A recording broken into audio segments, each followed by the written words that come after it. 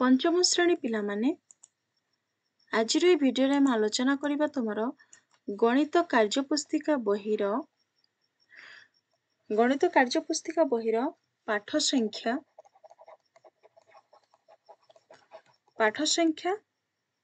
4 प्रतिसम चित्र जोड़ा तुमर पेज नंबर होची 17। तो पिला माने चैनल को नुआ आसले चैनल को सब्सक्राइब कर दबो एवं वीडियोटी को सांग मानक सहित शेयर कर दबो। तो प्रथमे देखि नबा कार्य फॉर द एक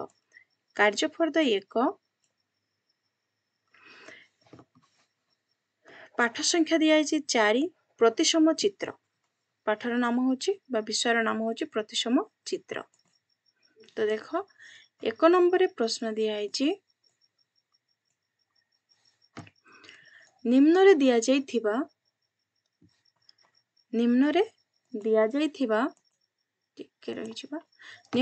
जाइथिबा अधा चित्र गुड़ी को संपूर्ण कर।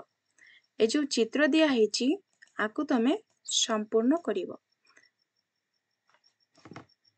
ए चित्रटी को एपटे अधा अंकी दबो बुझीला। आकु एपटे अधा अंकी दबो आकु एमिति अंकी दबो एपटे अधा अंकी दबो बुझी परलो। एई परि भाबरे अंकन करिवो। देखो ए चित्रटी को संपूर्ण करिवो आकु मध्य संपूर्ण करिवो एई परि भाबरे अंकी दबो आकु मध्य ए चित्रटी को तापरे ए चित्रटी को एमिति अंकन करिवो बुझी परलो। तापरे परवर्ती प्रश्न को जिबा। परवर्ती प्रश्न कौन दिया है देखो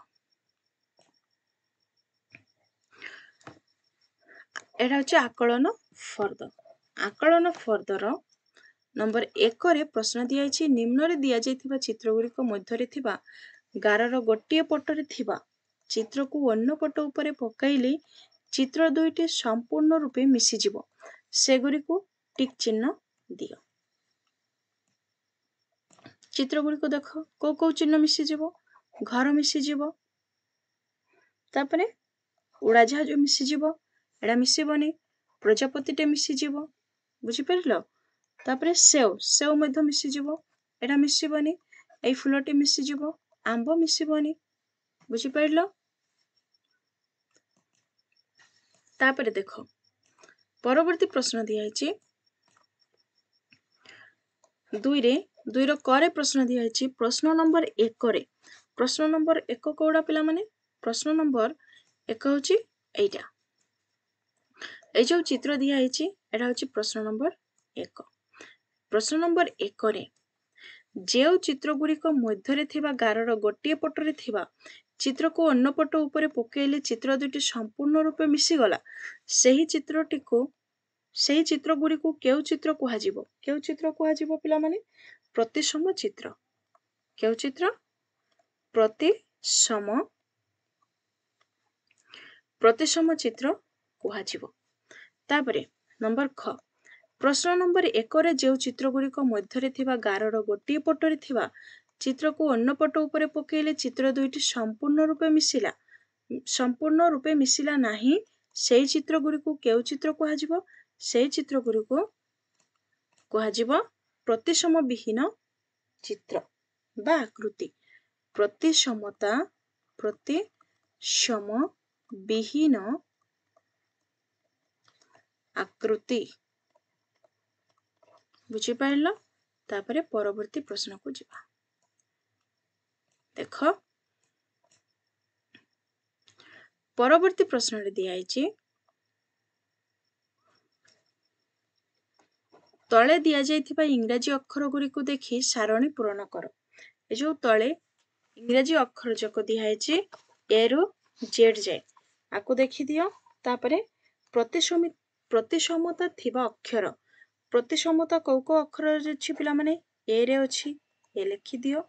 तापरे बी रे अछि बी लिखि दबो एठी आउ को अक्षर अछि सी रे अछि सी लिखि दियो।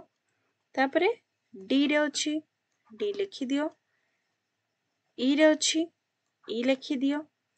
तापरे एटा कोन प्रतिसमता नथिबा अक्षर प्रतिसम विहीन एफ रे देखो प्रतिसमता नाही तेणु एफ एठी लिखि दबो तापरे जी जी रे नाही जी लिखि दबो एठी तापरे एच एच रे अछि एच लिखि दबो प्रतिसमता थिबा अक्षर रे तापरे आई आई रे अछि आई लिखि दियो जे जे रे नाही जे एठी हबो तापरे के रे नाही के मध्य एठी हबो प्रतिसम विहीन तापरे एल एल कोन हबो पिले प्रतिसम विहीन तापरे अछि एम एम कोन हबो एम हबो प्रतिसमता थिबा अक्षर तापरे एन एन कोन हबो पिला माने एन हबो प्रतिसम विहीन तापरे ओ कोन हबो प्रतिसमता थिबा अक्षर तापरे पी पी हबो प्रतिसम विहीन अक्षर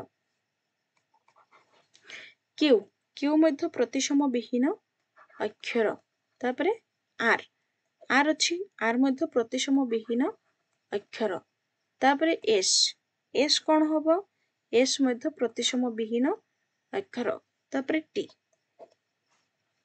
टी हबो प्रतिसमता थिबा अक्षर यू यू मध्य प्रतिसमता थिबा अक्षर हबो तापरे भी भी मध्य प्रतिसम थिबा अक्षर तापरे डब्ल्यू डब्ल्यू मध्य प्रतिसमता थिबा अक्षर तापरे एक्स एक्स मध्य प्रतिसम थिबा अक्षर वाई वाई मध्य प्रतिसम थिबा अक्षर किंतु जेड जेड प्रतिसम विहीन अक्षर बुझी पाइलो तापरे देखो नंबर 4 रे प्रश्न अछि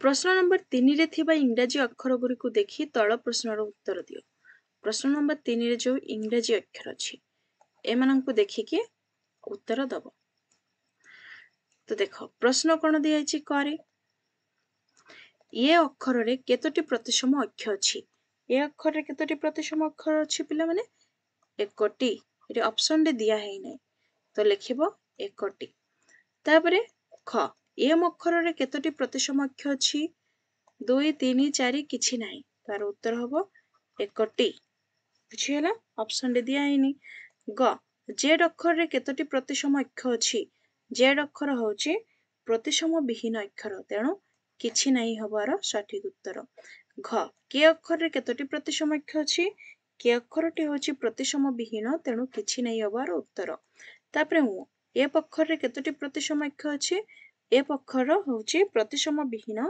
तेणु आर उत्तर हबो किछि नाही बुझी पाइलो तापरे आ किछि नाही ए विषय रे ए विषयटी सरी जाइछि तो पिला माने चैनल को न आसले चैनल को सब्सक्राइब कर दबो एवं वीडियो को सांग मानक सहित शेयर कर दबो थैंक्स फॉर वाचिंग।